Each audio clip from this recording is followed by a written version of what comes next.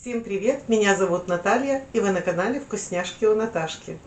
Как вы знаете, 2022 год – это год моего 60-летия, и я, конечно, готовлюсь к своему дню рождения. Хочу вам предложить приготовить куриный паштет. Он подходит как на праздники, так и на каждый день.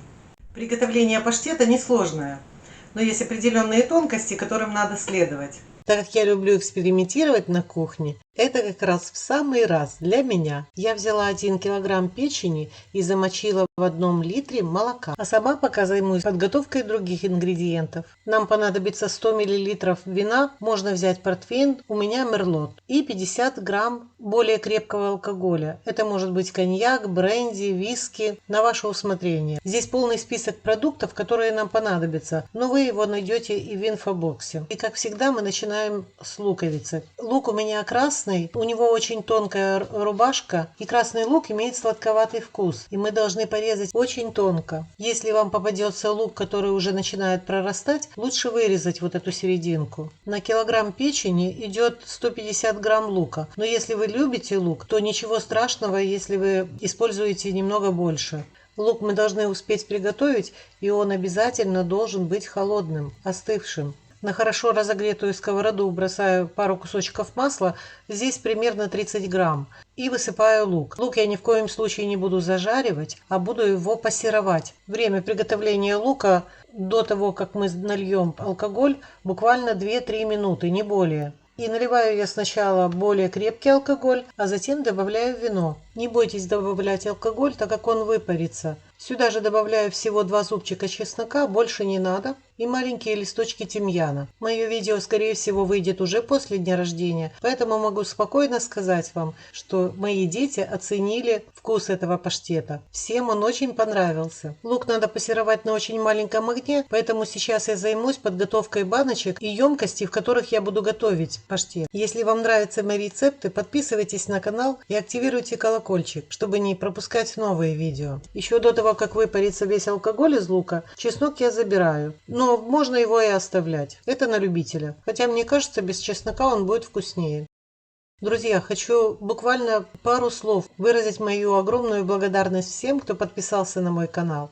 Ну вот, весь алкоголь выпарился, а то, что осталось в луке, это будет очень вкусно. Лук я сразу пересыпаю в отдельную пиалочку, чтобы он охладился. И в это же время ставлю разогревать масло на водяной бане. Заранее его ставить не надо, но масло у нас должно достигнуть при остывании температуры где-то 43 градуса. И пока масло у нас разогревается, я займусь печенью. Кстати, хочу вам показать способ, которым обычно чистят печень. Просто вырезают вот этот кусочек и все. Я же делаю немного по-другому. Не знаю, может быть это мой лайфхак, может быть это кто-то еще делает. Вот я просто беру за толстый сосуд и тяну его. Немного помогаю себе ножом, но не режу, ни в коем случае не режу, а аккуратно счищаю с этих сосудов печень. Этот способ годится, конечно, только для паштета. Если вы будете готовить целую печень на сковородке, в сметане, то, конечно, такой способ не подойдет. Печень будет выглядеть не очень красиво. Зато для паштета то, что надо. Не будет никаких пленочек и вот этих сосудов. Все перекрутится великолепно. Кстати, это рецепт, который подходит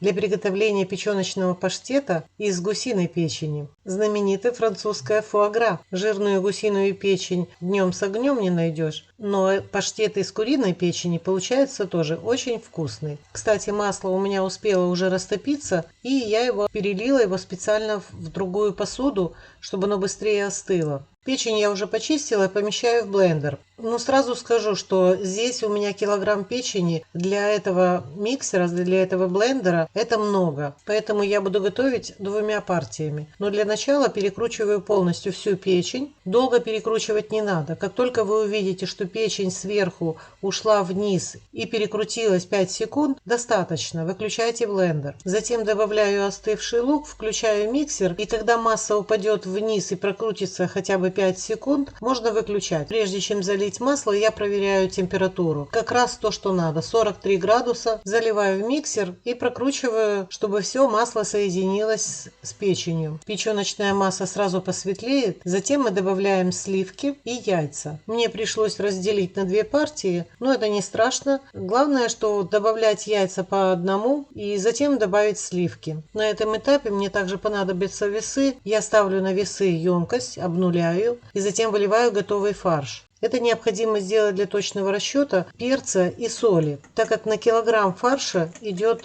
12 грамм соли, максимум 13, и 1-2 грамма перца. Я разлила вот в такие формочки, слегка подстукиваю, чтобы выгнать воздух. Можно это сделать и деревянной палочкой, как мы делаем, когда готовим торт. Сверху добавляю пару лавровых листочков, листики тимьяна и отправляю в духовку на водяной бане. Я сразу наливаю горячую воду до середины вот этих баночек и емкости, в которой я готовлю паштет. Духовку мы разогреваем до 130 градусов и готовим паштет примерно 1,5 часа. Идеальный вариант, если у вас есть термометр со щупом, и вы можете проверить температуру внутри паштета. У меня она достигла 74-75 градусов, и я даже слегка передержала. Температура должна быть 62 градуса, и можно спокойно выключать. Ну, как вам паштет? А как вкусно!